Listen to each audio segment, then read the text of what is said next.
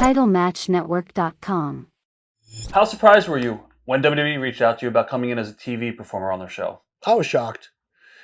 Quite honestly. I never expected to get that call. Now, you were offered, I believe, in 2001 to become part of the Invasion storyline, and I think you No, turned it down. I was never offered that opportunity, which I think was probably a mistake on their part. Yeah, definitely. Were you surprised they called you back? I guess to come. Well, they didn't call me back. It was the first time. The first time I got that call, yeah, I was shocked.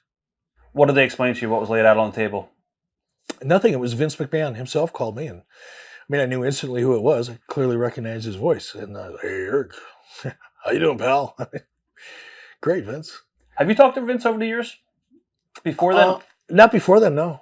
I had never talked to Vince. The day he called me, I think it was 2002, was the first time I had ever said a syllable to him since 1990, when I had met him for a brief moment. So, no, we had never had any conversations. How's that conversation go on the phone? It was like I talked to him we'd been friends all of our lives. He was very gracious. He said some very kind things to me. Do you talk about the past? Yeah, briefly. In a joking manner, or is it serious? No, in a respectful manner. It is what it is. And, if it would, and I think his words were something to the effect of, if it would have turned out differently and his shoe was on the other foot, I would hope that, you would have called me. Just leveled the emotional playing field and was very gracious.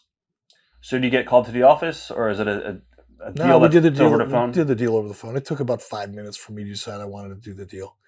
He asked me, and I'm sure, because I'm sure over the years, all the guys that used to work for me that now are working for him, the first thing they're going to do is bury me, obviously, because of just the culture. And he probably had a perception of me that was a little off center and wrong. And we talked for a couple of minutes on the phone and leveled the playing field, so to speak, and asked me if I'd be interested. And I said, sure, interested. And I think he asked me, is there anything you won't do? I said, yeah, I won't move to Connecticut. That's about it. Was it a long-term on-screen role that he was going to give you, or did he talk about anything behind the scenes, or was it? No, I didn't. You knew clearly what he wanted out of you?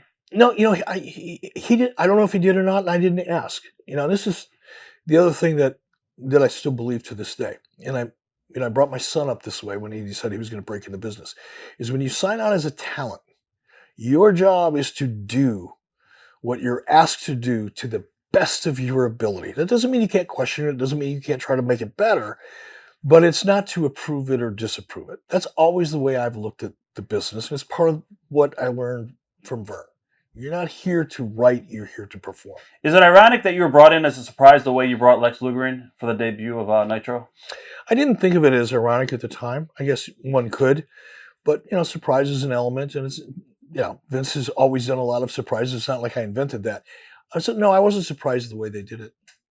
Memories of the night you were brought into the Izod Center to be announced as the new Raw general manager. It was a blast. It was very exciting for me on so many different levels. Just to be given the opportunity, first of all, for Vince to be as gracious as he was, and for everybody at WWE to give me the opportunity to kind of put a period at the end of my sentence in a more positive respect. I knew, this is going to sound arrogant, conceited, but I knew, I was a good talent. I knew I was a good performer. I knew on that platform with all their other great talent that I would have an opportunity to do some fun, good things. And I didn't expect to be there very long. I didn't think it would last 6 months or a year. Not in a negative way. I just thought, well, they're going to tell this story. It's going to go where it's going to go, and it's going to be done when it's done, and that'll be the end of it. And it'll be great. I thought it'd last a year, maybe, tops. And I was so excited at the ability to be able to do something positive that in and of itself was exciting. I was excited and grateful that through all the bullshit, and Vince and Eric and WCW and WWE, that you could just get past it and move on and do something that nobody expected. I was kind of really excited about that part of it. And to get to know Vince, because I had never really gotten to know him. So I was excited about all of it. Now, add on top of that the fact that they were able to keep everything a secret. I was pretty sure it was going to have a significant impact. I knew people would be shocked. I don't know if they'd like it or not, but I knew they'd be shocked at Yeah. least. And I was very excited and grateful for the fact that they could keep it quiet, because that was my biggest concern. I mean, I think I flew. I didn't Who even knew about it? Vince. Well, I guess I don't really know. I know obviously Vince did, Stephanie did, obviously legal. A couple people in legal did. If anybody else did, I don't know that. But I actually asked Vince to let me pay for my own travel, and you can reimburse me after, because I didn't want the system to see it, even because I didn't know if they use an outside travel agency, and I just didn't want any chance for anything to happen. So, and it was fun to execute that level of surprise. You flew right into the town? Yeah, I flew into I think I flew into LaGuardia, and I stayed in my room. I didn't want anybody. I didn't even go down to the bar, which is ironic for me or unusual for me. Didn't go down to the bar. I didn't want anybody to see me at all in New York. I stayed in my room. They delivered my script to me under the door in an envelope, an unmarked envelope. So I don't even know who dropped it off. I'm sure it was somebody that said, "Here, just go. Don't open this. Just slip it under this door." Right. And I sat in my room, and it was a pretty extensive script. And I was determined to deliver it as close to word for word as I could for them, because they spent a lot of time writing the script. So that took me a couple hours to get really comfortable with the script. And then they snuck me into the building, and it was a cool moment. What do you remember about the looks on people's faces as you were being brought backstage? It was genuine surprise. It was genuine surprise. I mean, there was no faking it there. It was probably some of the best reality television that anybody's ever really done. And it wasn't even called reality television, but it should have been. Did you feel any tension from talents who were formerly in WCW? No, it's funny. So much of the Eric talent relationship narrative is so blown out of proportion and has been manipulated and told and retold in so many different ways and used and reused. And so much of it is just not true. I mean, there were a couple guys there that I didn't get along with. I don't remember who they were. I'm sure it was, but for the most part, I got along with almost everybody. Compare the differences in the way WWE's production is handled versus the way WCW's production was handled from a major show, such as a pay-per-view. Well, yeah, WWE is a machine. They are a sophisticated, well-oiled, disciplined, amazing team at every level. And it from makeup to wardrobe to the guys that rigged the building. I mean, there is no weak link in anything they do from a television perspective. They're phenomenal at it, actually. Did you get along with Kevin Dunn? Professionally, yeah. I think we might have hung out and had a couple beers once or twice, but I think Kevin is so.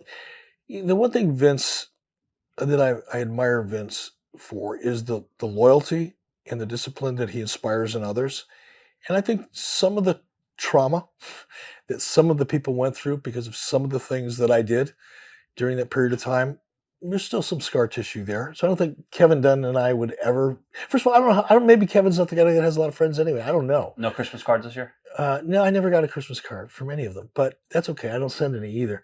But we get along. Did you ever feel any lingering hostility at all from any of the McMahons?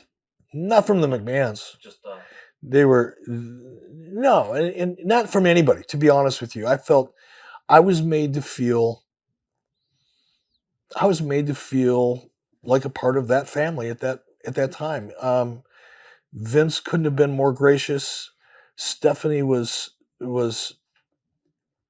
gracious. I think if anybody probably had a little bit of under the surface, it would have been Stephanie, because she's very close. She loves her father dearly, and it's obvious. And maybe she had a little, but you know what? I could be very wrong about that, because she was amazing. Linda McMahon, unbelievably gracious, classy person. What was going through your mind as you hugged Vince on stage that night? I can tell you exactly. I said, Vince, that feeling in your feet right now are people rolling over in their graves. Exact words. TitleMatchNetwork.com